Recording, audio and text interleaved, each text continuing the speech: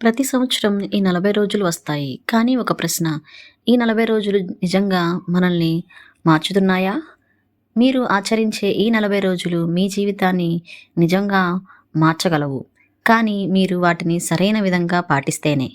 ప్రతి సంవత్సరం ఈ 40 రోజులు వచ్చినప్పుడు చాలామంది కొన్ని అలవాట్లు మానేయాలని నిర్ణయించుకుంటారు.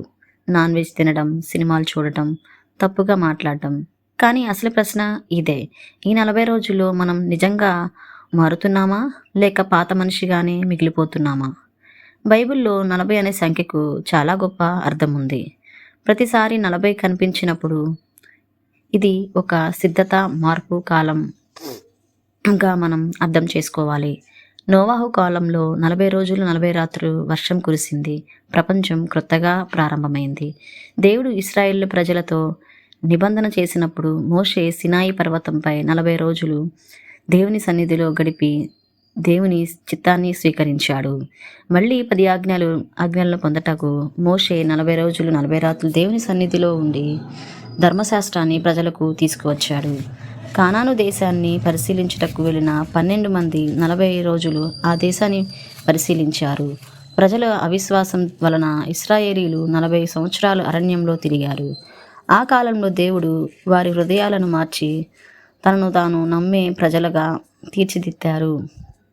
నినివే ప్రజలకు దేవుడు 40 రోజులు సమయం ఇచ్చినప్పుడు వారు తమ పాపాలను విడిచిపెట్టి పశ్చాత్తాపంతో దేవుని వైపు తిరిగారు. అప్పుడు వారు నాశనం కాకుండా రక్షించబడ్డారు. ఇక్కడ మనం గ్రహించేది 40 అనేది శిక్ష కాలం కాదు, మార్పు కాలం. యేసుక్రీస్తు ప్రభు కూడా 40 రోజులు ఉపవాసం చేశారు. అది ఆయన సేవ ప్రారంభానికి సిద్ధత కాలం. ప్రార్థన, ఉపవాసం ద్వారా ఆయన తనను తాను సిద్ధం చేసుకొని దేవుని వాక్యంతో శోధకుని జయించాడు. తర్వాత శిలువపై తన త్యాగం ద్వారా శత్రువును పూర్తిగా జయించాడు మరియు మనకు ఒక గొప్ప సత్యాన్ని చూపించాడు.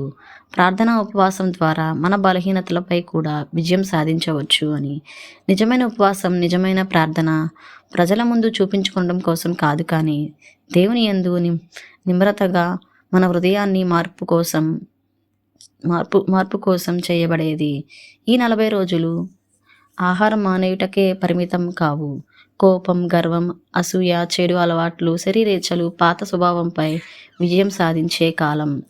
ఈ 40 రోజులు ముగిసేలోపు పాత మనిషిగా కాకుండా క్రొత్త మనిషిగా మారాలి.